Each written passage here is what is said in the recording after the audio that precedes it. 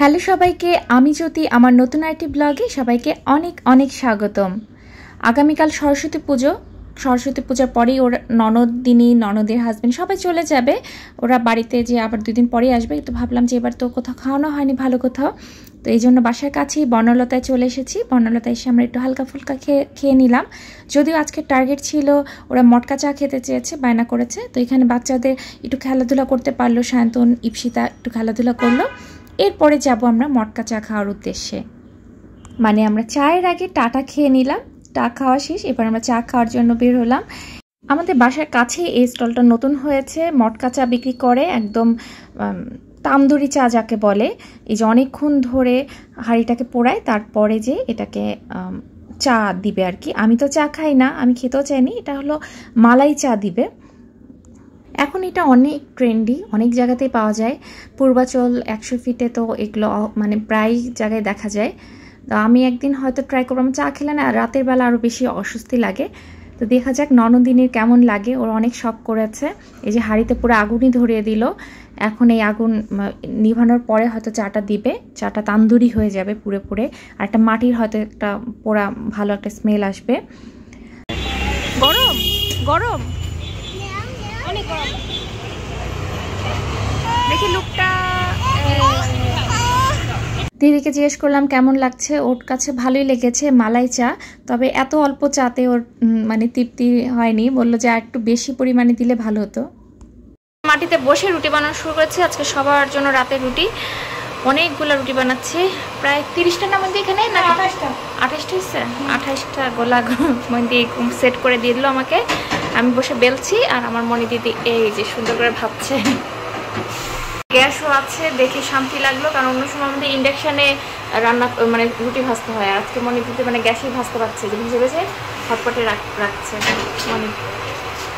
রুটি বানাতে বানাতে ভুট্টার কথা ভুলে গেছিলাম। আমার ননদ জামাই হলো ভুট্টা পুড়ে নিয়ে এসেছিল সবার জন্য একটা করে।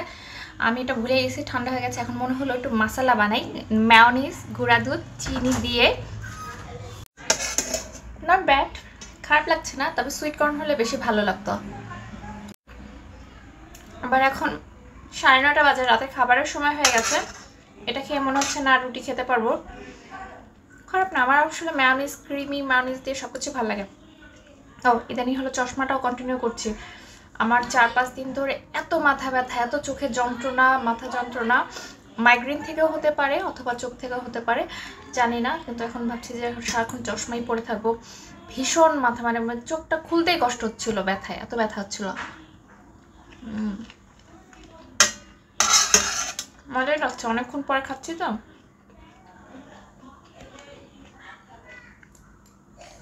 আমি একটু চিনিও নিয়ে নিচ্ছি এর ভেতরে। সরস্বতী পূজার দিন সকালবেলা আমরা শুনেছিলাম 8টা 8:30টার ভিতর অঞ্জলি শুরু হয়ে যাবে, পঞ্চমী তিথি শেষ হয়ে যাবে, যার জন্য সকালই শুরু হয়ে যাবে অঞ্জলি। আমি একদম সকালবেলা উঠে স্নান টান করে রেডি হয়েছি। এরপর ইপসিকে রেডি করিয়ে দিব। ওকে কোনো রকম একটু হলুদ দিয়ে হালকা একটু স্নান করিয়েছি, আমার হলুদ মাখা হয়নি। হেয়ার ড্রায়ার দিয়ে একটু শুকিয়ে নিচ্ছিলাম চুল। সিথিকেও বললাম তোমার বড় বড় চুল, ঠান্ডা লেগে যেতে পারে এখন সকালবেলা। তো মেয়ে তোকে উঠাতে যে কোনো কান্নাকাটি করেনি, সুন্দর করে রেডি করাতে পেরেছিলাম। আর আমার হাজব্যান্ড হলো আমাদেরকে মন্দিরে রেখে, যদি সকাল সকাল অঞ্জলি হয়ে যায় আমাদের সাথে অঞ্জলি দিয়ে তারপর অফিস চলে যাবে। তো আমরা সবাই আজকে একসাথে বের হচ্ছি। যদিও মা বাবা বাসায় আছেন, মা বাবার জন্য মনি দিদিকেও রেখে গেলাম। মনি দিদি বাবাকে দেখাশোনা করার লোকটা, এরা 4 জন আছে বাসায়। আর আমরা যাচ্ছি, আমরা বেরোবো। আর এত সকালবেলা কি আর সাজুগুজু করব, হালকা একটু লিপস্টিক দিয়েছি, শাড়িটা পরে নিয়েছি, এই তো। সরস্বতী পূজা প্রতি বছর একারাই থাকি, এই প্রথম মনে হয় এত বছরে প্রথম ননদকে পেলাম একসাথে। ননদ বৌদি বলো আমাকে, একসাথে যাচ্ছি পুজো দিতে সকালবেলা। ঠান্ডা নাই, মানে একটু কুয়াশা মনে হচ্ছে, কিন্তু অতটা ঠান্ডা নেই। এত গরম পড়ে গেছে, মাঘ মাস তো শেষ হয় না, মাঘ মাসে তাও কি গরম। আর এই যে পুচকু দুটাও রেডি, দেখাচ্ছি কেমন সাজলো পুচকু দুটা। আমরা দুজনই লাল সাদা পরেছি, ওর মার শাড়ি আর আমি আমারটাই পরেছি, অনেক বছর আগের এটা, পয়লা বৈশাখে। 2 কন্যা, বড় কন্যা ছোট কন্যা। শীতে ব্যাগ নিয়েছে বলে ইপসিও ব্যাগ নিল। ইপসি দেখি তো 2 কন্যাকে কেমন দেখাচ্ছে। ওইদিকে যে কুয়াশা, মানে ধোয়া বের ওর মধ্যে ধোয়া বেরোচ্ছে। ইসি মুখ থেকে ধোয়া বের করো।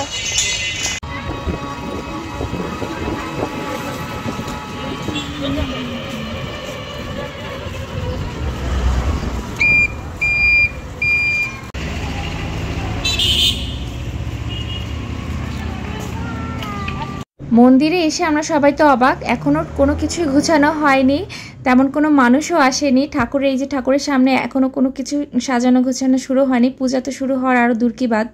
তো ওরা দুজন এসে সুন্দর করে ঠাকুর নমস্কার করছিল। এই যে ইপসিতা মন দিয়ে ঠাকুর প্রণাম করছে, ঠাকুর ওকে বিদ্যা বুদ্ধি দিক, সাথে আমাদেরও দিক, আমরা বুদ্ধি অর্জন করি, লাভ করি। পড়াশোনা তো আমাদের শেষ হয়ে গেছে অনেক বছর আগে, তারপরে এখনও মনে হয় যে না, ঈশ্বর আর একটু বিদ্যা দিক, আর একটু বুদ্ধি দিক। তো এই হলো আরেকটা বুড়ি চলে এসেছে, ওরা এসেছে আমাদের ঘণ্টাখানিক পরেই।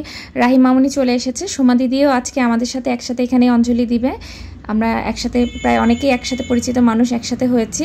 আস্তে আস্তে মানুষ হচ্ছে আর কি, মন্দিরে মানুষ ভিড় হচ্ছে। আর হয়তো আধা ঘন্টা বা 1 ঘন্টার মধ্যে অঞ্জলি শুরু হয়ে যাবে। যদিও ভেবেছিলাম সকাল সকাল, এখন 11টা বেজে গেছে, এখন অঞ্জলি শুরু হয়নি। আমরা ফাইনালি 11:30টার দিকে অঞ্জলি দিতে পারলাম। এই যে মুস্কানও চলে এসেছে, মুস্কান, রাহি, ইপসিতা 3জন তো খুবই আনন্দ করছিল। আর আস্তে আস্তে দেখতে দেখতে কিন্তু পুরো মন্দির ভরে গেল। আমাদের প্রথম বৈঠকে আমাদের অঞ্জলি শেষ হয়েছে, এটা হলো দ্বিতীয়বার অঞ্জলির জন্য বসেছে সবাই।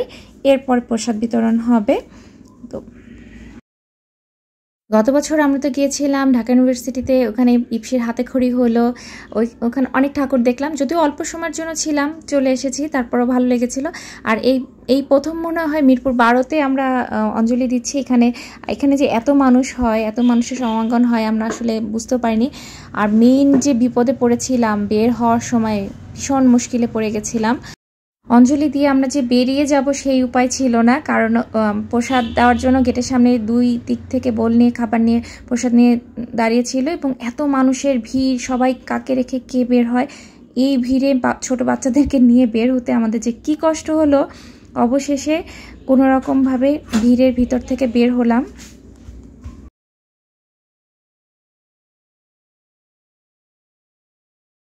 আমার হাজব্যান্ড অবশ্য অঞ্জলি দেওয়ার সাথে সাথে বেরিয়ে গেছিলো, যার জন্য ভিড়ে আর পড়তে হয়নি। আমরা একটু সময় বসার জন্যই ভিড়ে পড়ে গেছিলাম।